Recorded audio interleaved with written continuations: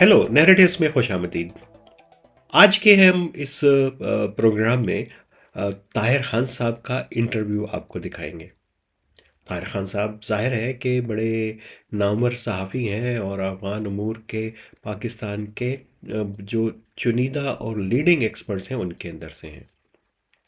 ये इंटरव्यू हमने रिकॉर्ड किया था कल, और ये ज़रा कुछ पहले, जब रावलपिंडी के करीब जो है कुछ ड्रोन्स गिरने की इतलात आई और तालिबान की तरफ से दावा किया गया कि उन्होंने कोयटा, कोहाट और रावलपिंडी में हमजा कैंप को निशाना बनाया ड्रोन्स के ज़रिए। और पाकिस्तान ने कहा कि हमने इनको बड़े रोक लिया और इनको टारगेट तक पहुंचने से पहले और फटने से पहले इनको नाकारा बना दिया गया। ये एक बड़ी अहम डेवलपमेंट थी, और जिसके बारे में मैंने सोचा कि एक कमेंट होना चाहिए इससे पहले कि हम आपको ताहिर खान साहब के साथ गुफ्तगू दिखाएं। और वो गुफ्तगू भी ज़ाहिर है कि अफ़गान अमूर के मुतल्लिक है, और हमने बात की कि ये जो पूरा कॉन्फ्लिक्ट शेप हो रहा है और पाकिस्तान की स्ट्रेटजी क्या है अफ़गानिस्तान में, उसके ऊपर ताहिर खान साहब बताएंगे। और सबसे अहम जो इस इंटरव्यू के अंदर हिस्सा है वो कि पाकिस्तान का जो टेम्पलेट है अफ़गानिस्तान के हवाले से वो ही चलेगा। क्या नेशनल रेजिस्टेंस फ्रंट के अंदर इतनी क़ुव्वत है कि वो दोबारा से खड़ा हो सके और तालिबान को चैलेंज कर सके? और तालिबान बुनियादी तौर के ऊपर थ्राइव किसके ऊपर कर रहे हैं, और उन्होंने एक अपने लिए बहुत ज़्यादा सपोर्ट हासिल की है, और वो एंटी पाकिस्तान बयानिए के ऊपर की। ये तो बड़ा एक्सक्लूसिव और कमाल की चीज़ होगी, लेकिन ये कमेंट के ये जो ड्रोन स्ट्राइक है, ये एक बड़ा अहम इंडिकेशन है पाकिस्तान और अफ़गानिस्तान की जंग के अंदर। और उससे लगता है कि अब ये कॉन्फ्लिक्ट आगे बढ़ेगा, और ड्रोन्स जो भी थे बेशक बहुत ज़्यादा वो हाईली सोफिस्टिकेटेड ड्रोन्स इस्तेमाल नहीं हुए, और ना तालिबान की वो कैपेसिटी है। लेकिन ये जो ड्रोन्स टीटीपी, गुल बहादुर और ये लोग यूज़ करते हैं, और वो ड्रोन्स और इन ड्रोन्स में कोई बहुत ज़्यादा फ़र्क भी नहीं है। लेकिन फ़र्क सिर्फ ये है कि इसमें जो मॉडिफिकेशंस की गई हैं वो एक बड़ा डैमेज बहरहाल ज़रूर कर सकती हैं। ये डैमेज फ़िज़िकल भी होगा, इंसानी जानों का भी होगा। पाकिस्तान के अंदर भी इसके चांसेस हैं, जैसे कल कुछ अफराद ज़ख्मी हुए। और पाकिस्तान की जो स्ट्राइक्स अफ़गानिस्तान में होंगी उनका तो बहरहाल नुकसान होगा, और उसमें टारगेट पाकिस्तान की प्रसीजन जो है वो बड़ी मैटर करती है। अभी तक ऐसी इतलात हैं कि मैक्सिमम बड़ी प्रसीजंस के साथ पाकिस्तान ने स्ट्राइक्स की हैं। अगरचे तालिबान का दावा है कि वो काबुल के अंदर जो है कि किसी शहरी के घर को निशाना लगा। इन तमाम जो भी डेवलपमेंट्स हो रही हैं और ह्यूमैनिटेरियन जो पूरा पर्सपेक्टिव है उससे हट के ड्रोन स्ट्राइक्स जो है इस पूरी जंग को कॉम्प्लिकेटेड करने वाली, और ये इंटेंसीफाई करता है ड्रोन। इसकी लिए हम एक बिल्कुल अलग एक प्रोग्राम करेंगे कि ये ड्रोन्स की टाइप्स वगैरह के बारे में तो आपको इन्फॉर्मेशन बहुत ज़्यादा मिल जाएंगी कि कहाँ पे तुर्की के मेड कौन से हैं, ईरान के कौन से हैं, यूक्रेन में कौन से यूज़ हो रहे हैं, ईरान ने कौन से जो ड्रोन्स हैं वो रशिया को दिए, और फिर यूक्रेन ने किस किस्म के जो है उनकी ड्रोन को मफलूज करने वाले, उनको फटने से पहले जो है वो हिट करने वाले एंटी ड्रोन्स क्या कैसे बनाए, इंडिया के पास क्या कैपेबिलिटीज़ है, चाइना की, पाकिस्तान, ये सारी चीज़ें हैं। लेकिन चूंकि हम बात करते हैं स्ट्रेटजीज़ के ऊपर, नैरेटिव्स के ऊपर, टैक्टिक्स के ऊपर, कॉन्फ्लिक्ट की डायनामिक्स के ऊपर, ये उस कॉन्टेक्स्ट में ड्रोन्स जो हैं वो ट्रिगर करते हैं कॉन्फ्लिक्ट को, क्योंकि इसकी कॉस्ट इफ़ेक्टिव भी हैं, और ये इंडिकेट करता है कि जो एक फ्रीक जो है इसको अब मामले को आगे लेके जाना चाहता है, और इसकी क्या डायनेमिक्स हैं इस पूरे पर्सपेक्टिव की, इसके ऊपर हम आने दिनों वाले में बात करेंगे। लेकिन चूंकि हम जंग के ऊपर भी बात कर रहे हैं, कॉन्फ्लिक्ट्स पे भी बात कर रहे हैं, तो क्यों ना उसकी हरकियात के बारे में, उसकी डायनामिक्स के बारे में भी बात करें, और कुछ अमन की, उम्मीद की भी बात करें, कोई मस्बत बात भी हो। ये सारी चीज़ें मिलेंगी आपको جو میری گفتگو طاہر خان صاحب سے ہوئی کل، اور اس میں بہت ہی انسائٹ فل گفتگو ہے، آپ اس کو ضرور انجوائے کریں گے۔ میری طرف سے اتنا ہے۔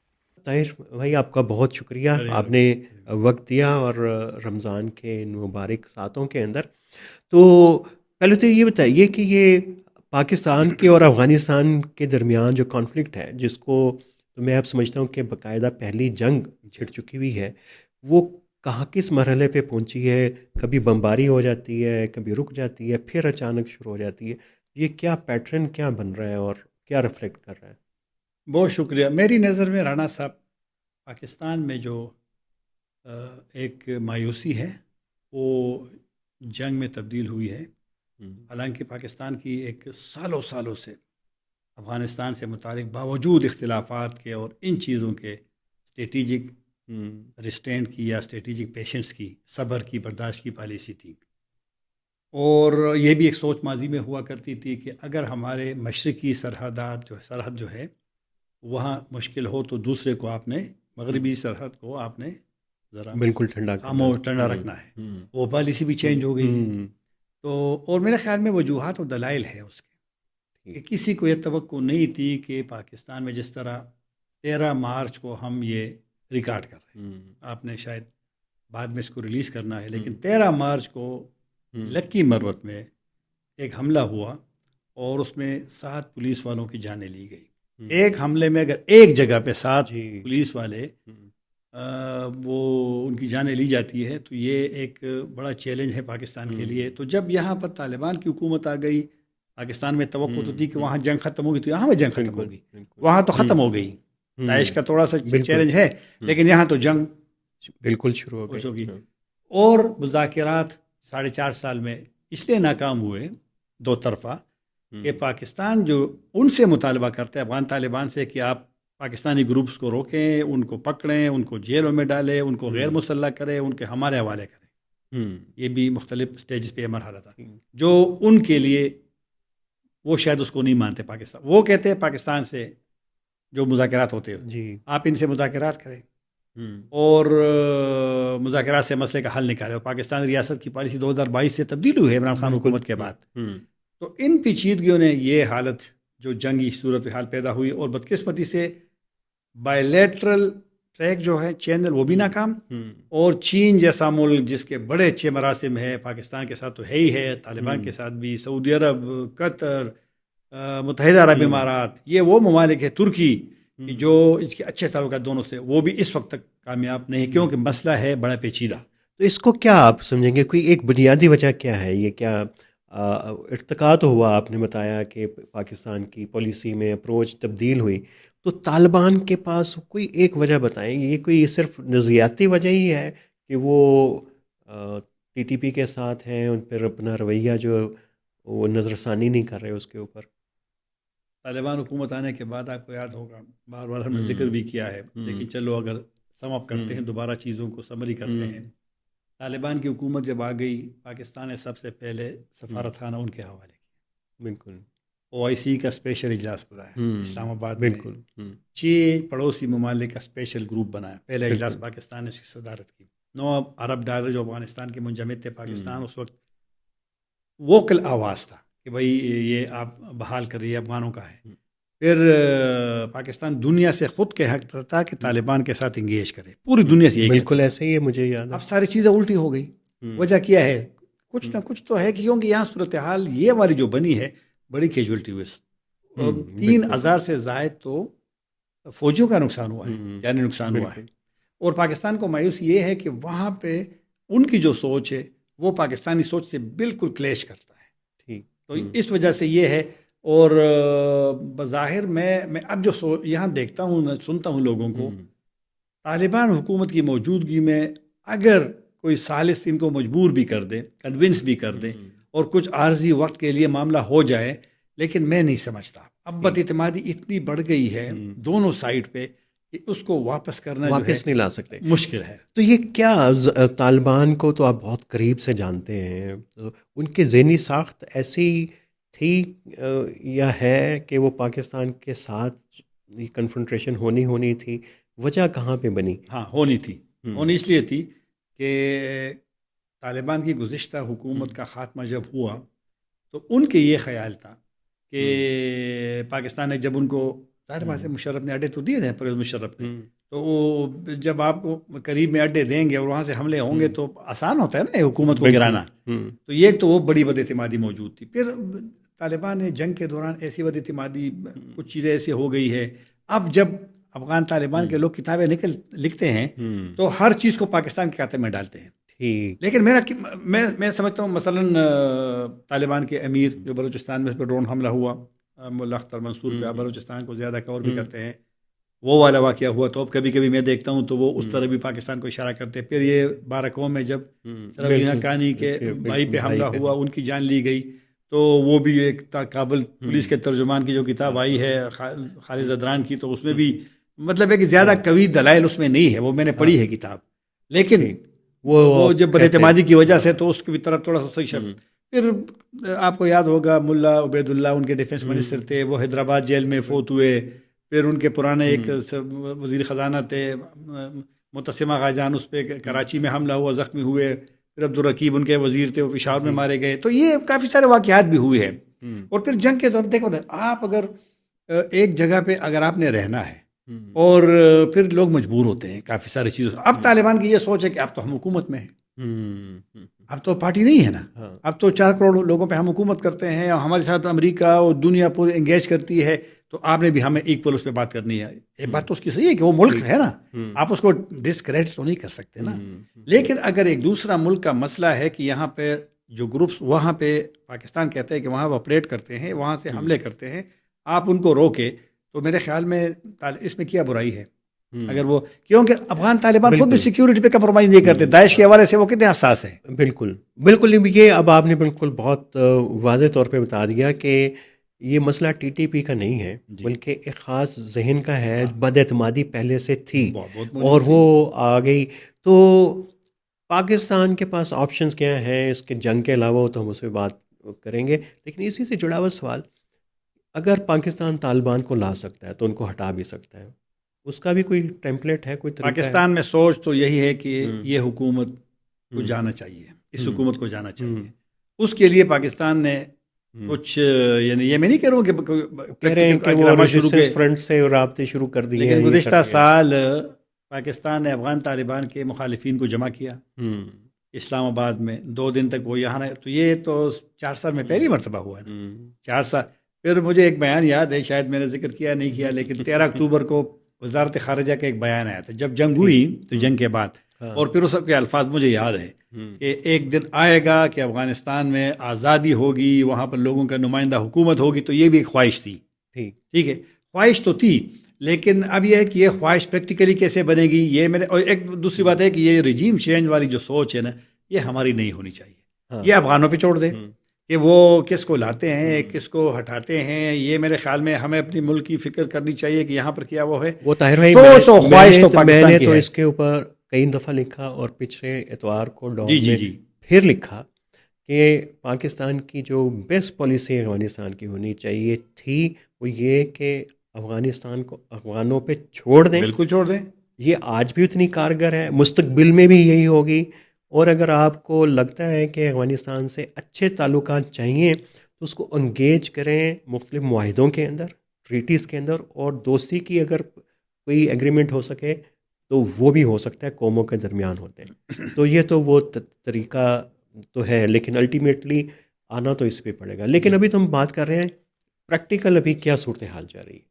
کیا ریزسٹنس فرنٹ اور شمالی اتحاد، یہ پہلے تو ان کی استعداد، کیا وہ کوئی بہت بڑی کوئی ریزسٹنس کریٹ کر سکتے ہیں؟ نہیں، لیکن کچھ لوگوں کا خیال ہے کہ کر بھی سکتے ہیں، کیونکہ اب ان کی یہ سوچ شاید ہے. مجھے نہیں پتا کہ یہ پریکٹیکلی ہوگا بھی نہیں ہوگا، لیکن ان کی یہ سوچ ہے کہ جس طرح کبھی کبھی باگرام کی بات کرتا تھا نا صدر ٹرمپ، تو طالبان کہہ رہے کہ نہیں. تو پھر ہم کبھی افغانوں سے پوچھتے تھے کہ یہ اگر ٹرمپ زور سے لیتا ہے تو لے سکتا ہے، تو کئی افغان کہتے ہیں کہ ہاں لے سکتا ہے. کیسے لے سکتا ہے؟ وہ تو ارگرد تو طالبان کی حکومت ہوگی، کہہ رہے کہ نہیں، پھر وہ کیسے چھوڑیں گے ان کو، پھر تو وہ اسٹرائک کریں گے، وہ کریں گے، وہ کریں گے. تو اب یہ ہے کہ پاکستان کے پاس میرے خیال میں اب بھی آپشن یہی ہے کہ اپنے ڈپلومیسی کو، اپنے مذاکرات کو نہیں چھوڑنا. کیونکہ افغانستان نے تو یہاں رہنا ہے. اور دوسری بات پاکستان کے لیے چیلنج ہے اور رہے گا بھی کہ عوام جو افغان ہے ان کو آپ نے کیا گڈ ول دینی ہے. یہ یہاں پر سوچ آپ نے کرنی ہے کیونکہ پاکستان کے حوالے سے بدقسمتی سے افغانستان میں سوچ کوئی زیادہ مثبت ظاہر ہے. نہیں. بارڈر بند ہے، افغان بارڈر بند مہاجرین کا ہے، ایشو 5 مہینہ ہو گئے، 5واں مہینے، بلکہ آج 6واں مہینہ شروع ہو گیا چھٹا ہو کیونکہ گیا. 11 اکتوبر کو یہ بند ہوا تھا بارڈر. تو پھر ویزے بند ہیں بالکل اس سے اتوار سے. حالانکہ ویزے بند وہ مجبوری ہے کیونکہ اس حالات میں جب جنگ ہو رہی ہو تو پھر لوگ کیسے آ کر کے سفارت خانے کے باہر، تو سیکیورٹی کا ایشو. حالانکہ سفارت خانہ جو کابل کا ہے افغانستان کا، وہ نے بڑا منظم ایک اس کا نظام بنایا بھی تھا ویزوں کا، اور کہ فیسیلیٹیٹ ہو افغان. لیکن افغان اسٹوڈنٹ ہے یہاں، اسٹوڈنٹ کبھی کبھی شکایت کرتے ہیں کہ جی ہمیں پکڑے جاتے ہیں. بلکہ ایک دفعہ آپ نے بھی ایک یہاں ایک بندے کا کہا تھا، اور وہ جینون مسئلہ ہے. اسٹوڈنٹ کا تو تعلق نہیں ہے نا ان چیزوں سے. تو لہٰذا ہمیں پاکستان کو دیکھنا پڑے گا کہ اگر آپ کے ساتھ طالبان کی دشمنی ہے، ان کی آپ سے ہے، لیکن اس میں عوام کا تو کوئی قصور نہیں ہے نا. بالکل. ریزسٹنس فرنٹ ریزسٹنس کی وہ بات ساری میں وہ ریزسٹنس فرنٹ اس پوزیشن میں میرے خیال میں نہیں ہے، نہ ملیٹریلی، کیونکہ کسی بھی جگہ پہ 1 انچ زمین بھی ان کے پاس نہیں ہے. کیوں؟ طالبان بڑے حساس ہیں. اگر ماضی میں کسی نے ویڈیو دی ہے کہ میں فلاں پہاڑ پہ ہوں، یہ ہوں، طالبان نے امیجیٹلی اس کو مارا ہے. دوسری بات، پولیٹیکل لیڈرشپ ان کی بڑی ڈیوائیڈڈ ہے. کچھ استنبول میں نسبتاً زیادہ ہے ترکی میں، کچھ انقرہ میں، اور کچھ اس میں ہے تاجکستان میں، ایران میں بھی ہے، امریکہ میں بھی ہے، لندن میں بھی ہے. لیکن وہ اتنے تقسیم ہے، اتنے اختلافات ہیں. کبھی کبھی شورا کا اعلان ہوتا ہے کہ جی استنبول میں یا انقرہ میں میٹنگ میں شورا بن گئی. پھر میں دیکھتا ہوں ہفتے بعد وہ اعلان کرتا ہے مثلاً صلاح الدین ربانی کہ نہیں ہم نے اس سے الگ ہو گئے. پھر جمعیت دیکھو نا، جمعیت الگ الگ ہے. عطا محمد نور جو ہے سابق گورنر بلخ، وہ الگ سسٹم میں بنا ہوا ہے. احمد مسعود الگ ہوئے، یونس قانونی کی پر الگ سوچ ہے، رضوانی کی پھر الگ سوچ ہے. پھر دوستم بھی تقریباً اس کے بھی 2 میں تقسیم ہو گئے ہیں لوگ. تو اتنے وہ ڈیوائیڈڈ کہ میرا نہیں خیال کہ وہ طالبان کو کوئی چلے بالفرض اگر یہ کامیاب ہو گیا تو کیا گارنٹی ہے کہ یہ جو ریزسٹنس فرنٹ شمالی اتحاد کا رویہ بھی وہی نہیں ہوگا جو بھی طالبان کا پاکستان کے ساتھ؟ یہ تو پاکستان کے لیے بڑا چیلنج اس لیے رہے گا. پاکستان نے کیونکہ ماضی میں ہماری ایک پالیسی تھی، پرو پشتون پالیسی، یہ رہی ہے نا پاکستان. ابھی تک تو یہی تھی نا. یہ فرسٹ ٹائم تھا کہ تقریباً مہینے پہلے DGISPR کے پریس کانفرنس میں انہوں نے جب بات کی کہ افغانستان میں صرف پشتون نہیں ہے، یہ آپ کو یاد ہے نا. اور جب پبلکلی ایک ذمہ دار شخص، پھر ملٹری کا ترجمان، وہ اگر ایک بات کرتے تو اس کا سوچ یہاں تبدیل ہوئی ہے نا. وہ جو پرو پشتون پالیسی یہاں سوچ ہوتی تھی کہ پشتونوں، تو وہ تبدیل ہو گئی، اس میں کوئی شک نہیں ہے کہ پبلکلی کوئی وہ کرتا ہے. لیکن آیا جو نان پشتون ہے وہ آپ اعتماد کر سکتے ہیں کہ نہیں کہ یہ یہاں پر سوچنا ہے. میں نہیں کروں کہ وہ مسٹر، کیونکہ وہ بھی تو تنگ ہے نا، ان کو تو بھی ایک راستہ چاہیے نا. طالبان سے اگر وہ تنگ ہے تو ماضی میں جس طرح تنگ تھے، جب امریکہ نے بمبنگ شروع کی اور وہ آ کر انہیں قبضہ کر لیا. تو طاہر بھائی یہ ریزسٹنس فرنٹ تو لگتا ہے کہ ان کو بھی لڑنا ہی آتا ہے. کوئی پولیٹیکل الائنس افغانستان کے اندر سے اٹھ سکتا ہے طالبان کے خلاف؟ ایک نہیں ہے نا. حنیف اتمر سابق نیشنل سیکورٹی ایڈوائزر، اس کی الگ پارٹی ہے. جمعیت کا میں نے آپ کو بتایا جو اس وقت اسٹرانگ ایک پارٹی آپ کہہ سکتے ہیں. حزب اسلامی حکمت یار ملیشیا میں ہے، ان کی اس طرح تو وہ نہیں ہے. باقی پارٹی پر پابندیاں ہیں. حامد کرزئی، چلو کچھ لوگ کہتے ہیں کہ شاید حامد کرزئی نیکسٹ دوبارہ وہ لیڈر ہو، لیکن وہ تو محدود کر دے اس کو گھر پہ. عبداللہ 1 مہینہ ادھر، 4 مہینے پھر اس کی فیملی چونکہ انڈیا میں ہوتی ہے. تو پولیٹیکل لیڈرشپ بھی ایک پیج پہ اس لیے نہیں ہے کہ ماضی میں جب یہ آپ کو یاد ہوگا، یہ جو طالبان یہ جو اشرف غنی کی حکومت کو لیفٹ کر گئی ہے، چلو ایک تو طالبان کا پریشر تھا، لیکن آپس میں جو اختلاف ڈاکٹر اشرف غنی اور ڈاکٹر عبداللہ کے تھے، یہ one of the major factor تھا کہ طالبان خود حیران تھے کہ وہ کیسے اتنی جلدی اندر چلے گئے. تو کیونکہ وہ اختلاف اتنا زیادہ تھا کہ وہ سروائیو نہیں کر سکے. تو اختلافات جو ہے ابھی اس میں ہیں، اور طالبان کے لیے میری نظر میں ایک اچھا وہ ہے کہ ان کے اپوزیشن جو ہے، اور اس وقت دنیا اس موڈ میں نہیں ہے. صدر ٹرمپ ادھر لگا ہوا ہے کہ امریکہ اس میں انٹرسٹڈ ہے کہ جی طالبان کو کولیپس کرے، طالبان کو گرا دے. نہیں، تو طالبان بھی ظاہر ہے کہ انہوں نے پورا جو سیاسی لیجیٹیمیسی جسے کہتے ہیں یا قوت کہہ لیں آسان لفظوں میں، وہ پاکستان مخالف بیانیے حاصل کیا ہے افغانستان کے اندر، ہے نا. تو اب اس بیانیے کے پہلے دوسرے کیمپ والے تھے جن کے ساتھ آپ اب ہاتھ ملانا چاہتے ہیں. یہ تو بہت بڑا مشکل کام ہے. جی، طالبان کے اس بیانیے کو کمزور کیسے کریں ہم؟ طالبان کا بیانیہ جب تک کمزور نہیں ہوگا اینٹی پاکستان، تو تب تک تو ان کے لیے اسپیس ہی نہیں بنے گی۔ پاکستان کے حوالے سے طالبان کو جو ایک بوسٹ جو مل رہی ہے نا، یہ وہی جو پہلے سے ایک مینٹلٹی موجود تھی، ہاں طالبان اب اس کو ایک استعمال کر رہے ہیں، اور وہ لوگ جو طالبان کے سسٹم کے خلاف ہے، اب دیکھیں نا یہ چند دن پہلے وزیر تعلیم نے اس کے نئے سال کا شروع ہوتا ہے نا، یہ جی نوروز بالکل، کے مارچ بعد 21 مارچ کو تو انہوں نے دوبارہ اعلان کیا کہ خواتین بھی نیکسٹ ایئر نہیں ہوں گی، یعنی 5واں سال پورا ہو جائے گا اگست میں طالبان کا۔ تو لوگ تو طالبان سے خوش نہیں ہیں، لیکن کافی معاملات پہ، لیکن یہ جو سلسلہ شروع پاکستان کے ساتھ ہوا ہے تو انہوں نے طالبان کو بڑا بوسٹ دیا ہے، اور وہ جو ان کی مخالفت تھی، تو یہ ہمیں بھی دیکھنا پڑے گا کہ ایسا کیا، اور طالبان کو بھی دیکھنا پڑے گا کہ یہ جو عارضی مخالفت ہوتی ہے نا، تو اور ظاہر بات ہے یہ تو ہم تو اس کی بات کر رہے ہیں نا، پاکستان میں آج بھی ایک انٹرویو میں کہہ رہا تھا رانا صاحب، جب 2002 میں انتخابات ہوئے پاکستان میں تو مذہبی پارٹیوں نے خیبر پختونخوا میں حکومت بنائی، بالکل، اور قومی اسمبلی میں بہت زیادہ تھے یہاں پہ MMA یہ MMA کے جماعت اسلامی، جمعیت علماء اسلام۔ یہ کیوں؟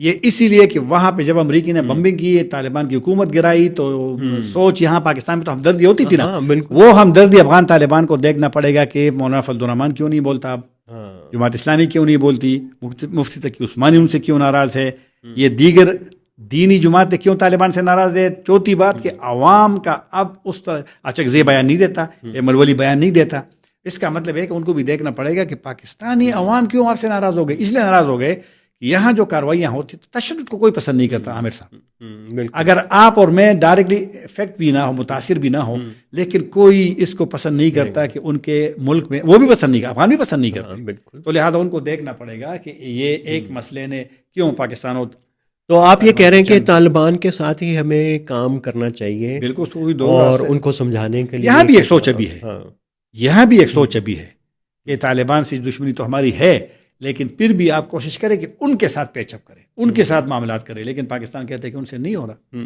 طالبان کے اندر وہ اختلافات کی باتیں ہوتی ہیں، تو بجائے اس کے کہ ہم پوری پشتون پالیسی شفٹ کریں، افغان پالیسی بنائیں، تو ان کے اندر کے جو اختلافات ہیں وہ زیادہ آسان نہیں ہے اس کو ایکسپلائٹ کرنا، ان کو تو آپ جانتے ہیں بڑے لمبے عرصے سے۔ پاکستان نہیں کر سکتا، اچھا، پاکستان اسے نہیں کر سکتا کہ پاکستان نے اپنے آپ، پاکستان کی جو پوزیشن اس وقت بن گئی ہے، یہ موجودہ حالات نے بنا دی ہے، اس نے پھر اب وہاں پہ بڑا لوگ حساس ہوگا کہ کون پاکستان کے قریب ہے۔ پاکستان سے ہر بندہ اب اپنے آپ کو دور رکھنے کی کوشش کرے گا، کوئی یہ تو ابھی کی صورتحال پیدا ہوئی نا۔ آپ یقین کیجئے، میں تو آنا جانا ہوتا ہے، جب ہم وہاں کسی موقع جب ملتا ہے، لوگوں سے ملتے ہیں، تو وہاں پر ایک سوچ ہے کہ بھائی پاکستان سے اپنے آپ کو دور رکھے، یعنی وہ ماحول کی وجہ سے، نہیں کہ بس سب لوگ جناب اس سے متاثر ہے اور وہ پاکستان سے، ایسا نہیں ہوتا، لیکن ایک سوچ تو وہاں ہے نا، پھر آپ پہ شک کریں گے کہ بھئی آپ ان سے ملتے ہیں، یہ کرتے ہیں، وہ کرتے ہیں، تو میرا نہیں خیال کہ اختلافات کی وجہ سے پاکستان کو کوئی فیور ہوگا،